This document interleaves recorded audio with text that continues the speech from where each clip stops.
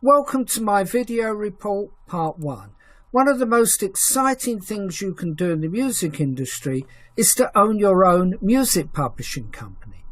In this 3-part report, I should be sharing with you everything you need to be up and running with your own music publishing company within the next few hours. In my experience, music publishing is the most lucrative and yet least costly of fields to operate in the music industry. For example, you can start your own catalogue with as little as 2 songs. So what exactly is music publishing? Well, it's all about acquiring the rights or the copyright in songs and exploiting those songs commercially to generate money both for the songwriter and the publisher. So how does a song make money? In a word, royalties. To understand what royalties are, we have to go back a few years, ideally before cinema, radio and television existed, to a time when theatres were the main outlet for public entertainment, to around the early 1900s. Back then, songwriters would go into a music publishing company and would sell their song outright for a small fee. If the songwriter received $10 or even $5 for a song, he would think that was a wonderful thing, unaware, of course, that the publisher would go on to make hundreds, even thousands of dollars, mostly in those days from sheet music sales.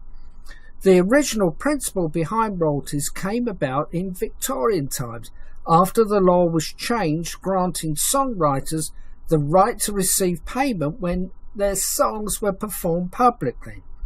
Even so, scrupulous individuals regularly infringed the rights of songwriters by freely performing their music on stage without any intention of paying the owner. So a fine or compensation was levied on infringers performing songs on stage, although with so many theatres the new law was difficult to enforce until performing rights organisations came into being, mostly to protect the interests of songwriters. The fines and compensations were eventually changed to a royalty when a song was performed in public.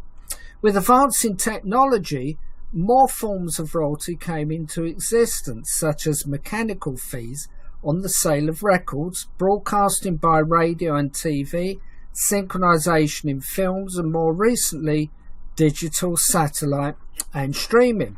So by owning or controlling the copyright in a song can be very big business. You only have to look at the value of some of the established music publishing catalogues, some that started just a few short years ago are now worth millions, even hundreds of millions. Contrary to what some believe, copyright is not something you apply for. On the contrary, copyright exists the moment a songwriter has created his song.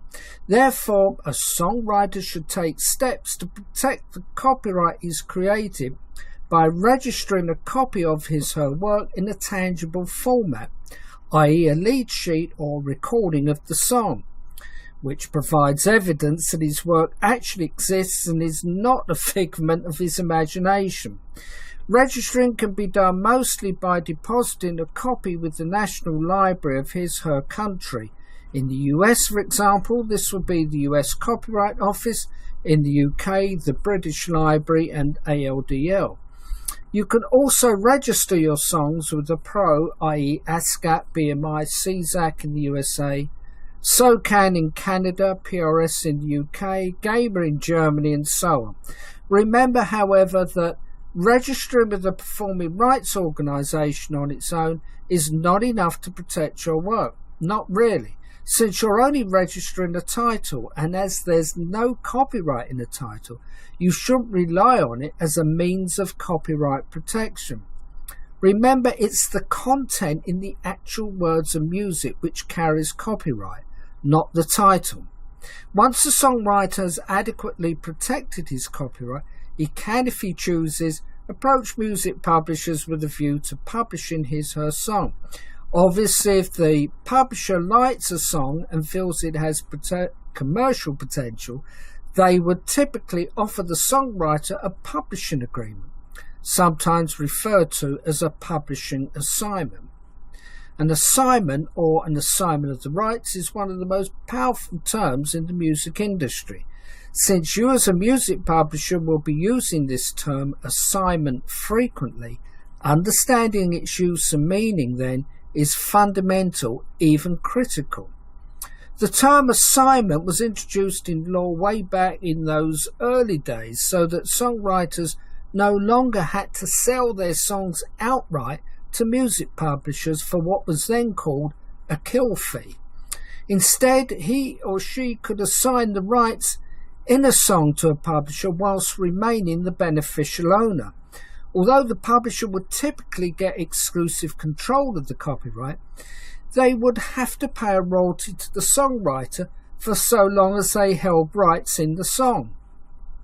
And so assignment became the all-popular way of doing a publishing deal.